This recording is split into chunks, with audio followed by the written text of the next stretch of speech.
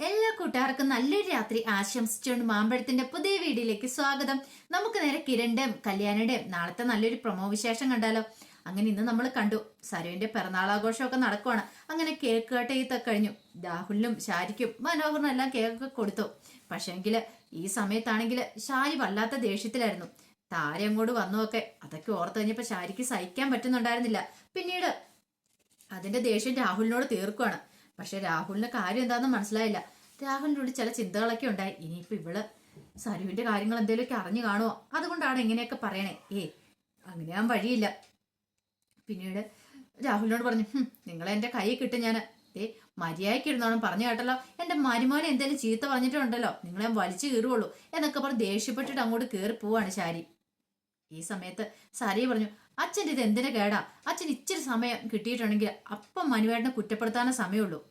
അച്ഛൻ എത്ര കിട്ടിയാലും പഠിക്കില്ലേന്ന് ചോദിക്കാം. അല്ല മോളെ, ഞാൻ അച്ഛനെ കൂടുതലൊന്നും പറയണ്ട, എനിക്കറിയാം. ഇത് കേട്ടപ്പോൾ രാഹുൽ പറഞ്ഞു, മോളെ നിനക്ക് അറിയത്തില്ലാഞ്ഞിട്ടാ ഇവന്റെ സ്വഭാവം. ഇവന്റെ സ്വഭാവം അറിയുന്ന നിമിഷം ഉണ്ടല്ലോ നീ ഇവനെ ആട്ടി ഇറക്കുമെന്ന് പറയാം. ദേ അച്ഛാ, ഒരു കാര്യം ഞാൻ പറഞ്ഞേക്കാം. പലപ്പോഴും ഞാൻ പറഞ്ഞിട്ടുണ്ട്, എന്റെ അച്ഛനായതുകൊണ്ട് മാത്രം ഞാൻ ക്ഷമിക്കുക. മനുവേട്ടനെ കുറിച്ച് ഒരു വാക്ക് പോലും പറയില്ലെന്ന് പലപ്പോഴും ഞാൻ പറഞ്ഞിട്ടുള്ള കാര്യമില്ലേന്ന് ചോദിക്കുക. മനോഹർ പറഞ്ഞു, പോട്ടെ മോളെ, തലയ്ക്ക് സുഖമില്ലാത്ത ആളല്ലേ, തലയ്ക്ക് സുഖമില്ലാത്ത നിന്റെ എന്നും പറഞ്ഞിട്ട് അങ്ങോട്ട് നിർത്തുവാണ്. ദേ ഒരു കാര്യം ഞാൻ പറഞ്ഞേക്കാം. തലയ്ക്ക് സുഖമില്ലെന്നും പറഞ്ഞോണ്ടേ കൂടുതൽ എന്റെ തലയിലേക്ക് കയറാൻ വരണ്ട. ആർക്കാ തലയ്ക്ക് സുഖമില്ലാത്തെന്ന് ഞാൻ കാണിച്ചു തരും നിന്നെയൊക്കെ. ഈ സമയത്ത് മനോഹർ പറഞ്ഞു, ദേ മോളെ, കേട്ടേ പറയുന്നത് കേട്ടില്ലേ, മോളൊന്നും കാര്യാക്കണ്ട, ബാന്ന് പറയണം. ഇവിടെ വന്നിട്ടുണ്ടെങ്കിൽ മിക്കവാറും നമ്മക്കൂടെ ഭ്രാന്ത് പിടിക്കുമെന്ന് പറയാം.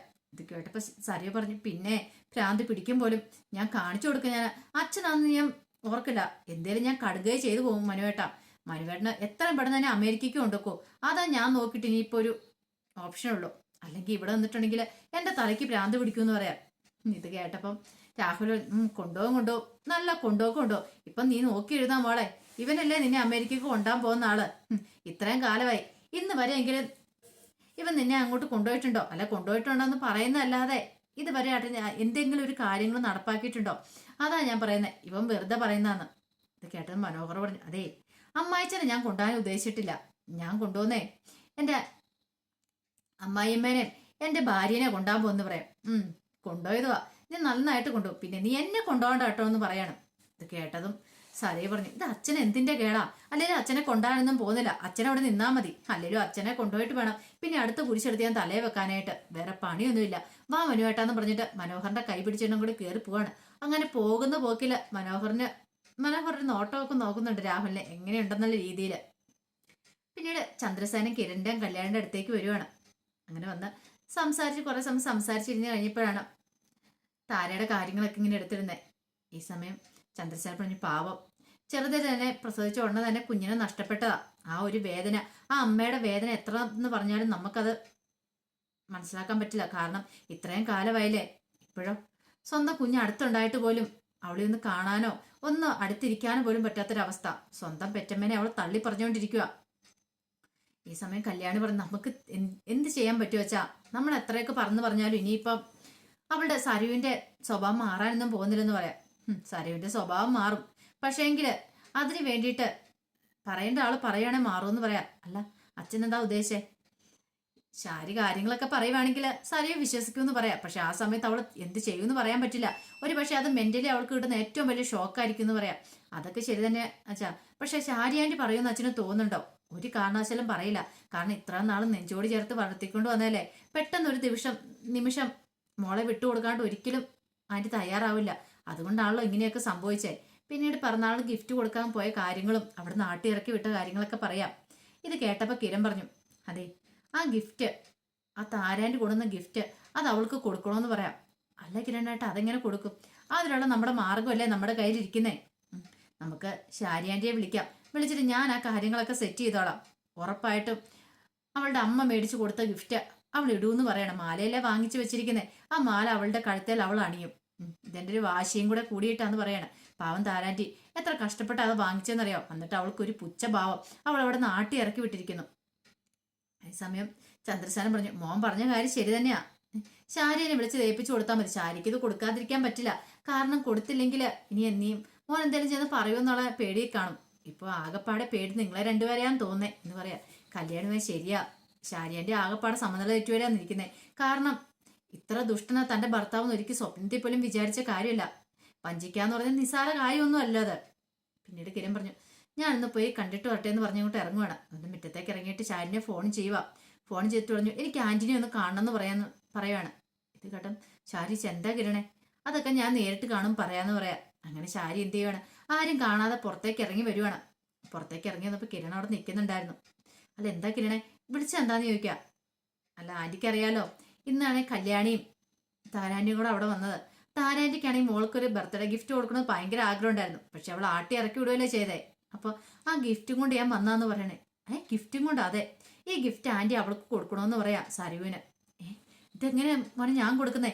താറ് തന്നാന്ന് പറഞ്ഞിട്ടുണ്ടെങ്കിൽ ദേ അവൻ എൻ്റെ മുഖത്ത് ഇത് വലിച്ചെറിയോളെന്ന് പറയാം. അതെ ആന്റി താരാന്റി തന്നാന്ന് പറയണ്ട, ഇത് ആന്റി വാങ്ങിച്ചു കൊടുത്താ, അല്ലെങ്കിൽ ആന്റി തരുന്ന ഗിഫ്റ്റാന്ന് പറഞ്ഞുകൊണ്ട് കൊടുത്താൽ മതി എന്ന് പറയാം. ഇത് കേട്ടതും അവൾക്ക് വല്ല സംശയം തോന്നോ? ഒരു സംശയവും തോന്നത്തില്ല. ഇത് അവൾ കഴുത്തേലിട്ട് കാണണം, എന്നിട്ട് ആന്റി ഒരു ഫോട്ടോ എടുത്തിട്ട് അയച്ചു തരണമെന്ന് പറയാം. ഇത് കേട്ടതും ഷാരിക്ക് വല്ലാത്തൊരു വിഷമമൊക്കെ വന്നു. പക്ഷെ എതിർത്തൊന്നും പറയാൻ പറ്റില്ല കിരണിനെ. എതിർത്ത് പറഞ്ഞിട്ടുണ്ടെങ്കിൽ ശരിയാകത്തില്ല. പിന്നീട് കിരൺ പറഞ്ഞു, ആന്റിക്ക് അറിയാലോ താരാന്റി എത്ര മാത്രം അവളെ സ്നേഹിക്കുന്നുണ്ടെന്ന കാര്യം. ഇപ്പോഴും സരിയെ വിചാരിച്ചുകൊണ്ടിരിക്കുന്ന ഷാരി ആന്റി അവളുടെ ശരിക്കുമുള്ള അമ്മേന്നാ. പക്ഷെ അല്ലാത്തൊരു നിമിഷം ഉണ്ടല്ലോ അവൾ തകർന്ന് തരിപ്പണമായി പോകുന്നു പറയാം. ഇത് കേട്ട ഷാരി പറഞ്ഞു, ഇല്ല മോനെ, അതൊരിക്കലും ഞാനായിട്ട് പറയില്ല, മോനായിട്ടും അങ്ങനെ പറയില്ലെന്ന് പറയാം. അങ്ങനെ പറയാതിരിക്കണമെങ്കിൽ ഞാൻ പറയുന്ന കാര്യം അനുസരിക്കണമെന്ന് പറയാം. അവസാനം സങ്കടത്തോടെ ആണെങ്കിലും ഷാരിയെ ഗിഫ്റ്റ് വാങ്ങാതിരിക്കാൻ പറ്റില്ല, കാരണം കൊടുക്കാതിരിക്കാനും പറ്റില്ല. അങ്ങനെ ഷാരി എന്ത് ചെയ്യണം, ആ ഗിഫ്റ്റൊക്കെ ആയിട്ട് ചെല്ലുവാണ്. അങ്ങനെ ചെന്ന് ഇപ്പൊ സരവും മുറിയിലുണ്ടായിരുന്നു. അത് ഷാരി നേരെ അങ്ങോട്ട് കയറി ചെന്നിട്ട് നിന്നാ മോൾക്ക് ഞാൻ എൻ്റെ പിറന്നാൾ സമ്മാനം കൊണ്ടുവന്നിക്കുമെന്ന് പറയണേ. പിറന്നാൾ സമ്മാനം എനിക്കോ? അതേ മോളെ, ഞാൻ മോൾക്ക് സമ്മാനമൊന്നും തന്നില്ലല്ലോ. അപ്പൊ എന്തായാലും ഞാൻ സമ്മാനം തരണ്ടേ, ബർത്ത്ഡേ ഗിഫ്റ്റ്? അതൊന്നും കുഴപ്പമില്ലമ്മ, അമ്മ തന്നില്ല എനിക്ക് കുഴപ്പമില്ല, എനിക്ക് അമ്മയുടെ സ്നേഹം മാത്രം മതി, അത് മതി എന്ന് പറയാം. പിന്നെ എനിക്ക് മനുവേട്ടൻ തന്നായിരുന്നല്ലോ ഒരു ഗിഫ്റ്റ്, അത് മതി എന്ന് പറയാം. അതൊന്നും പോരാ, എൻ്റെ മോൾക്ക് ഇതിരിക്കട്ടെ, അത് മാത്രമല്ല അച്ഛനും തന്നില്ലല്ലോ എന്ന് പറയാം. ശരിയെന്ന് പറഞ്ഞിട്ട് എന്ത് ചെയ്യുവാണ്, അത് തുറന്നു നോക്കുവാണ്. സരി തുറന്നു നോക്കിയപ്പോൾ സരുവിന് ഭയങ്കര ഇഷ്ടപ്പെട്ടു. നല്ല നല്ല ഭംഗിയുള്ളൊരു മാലയായിരുന്നത്, നെക്ലേസ് പോലൊരു മാല. കൊള്ളാലോ അമ്മേ, എന്ത് നല്ല ഭംഗി ഇത് കാണാനായിട്ടെന്ന് പറഞ്ഞുകൊണ്ട് സരി ഓടിപ്പോയി അത് കഴുത്തല അണിയുവാണ്. എങ്ങനെയുണ്ടമ്മേ, നല്ല ഭംഗിയില്ലെന്ന് ചോദിക്കുക കാണാനായിട്ട്. നല്ല ഭംഗിയുണ്ട് മോളെ, എന്നാലും അമ്മയുടെ സെലക്ഷൻ കൊള്ളാം കേട്ടോ. എൻ്റെ മനസ്സിന് ഇഷ്ടപ്പെട്ട രീതിയിലുള്ള മാല അമ്മ വാങ്ങിച്ചുകൊണ്ട് വന്നിരിക്കുന്നത്. അമ്മ ഇത് എവിടെ കൊണ്ട് ഒളിപ്പിച്ചു വെച്ചിരിക്കുമായിരുന്നു, എനിക്കൊരു സൂചന ഒന്നും തന്നില്ലല്ലോ എന്ന് പറയാം.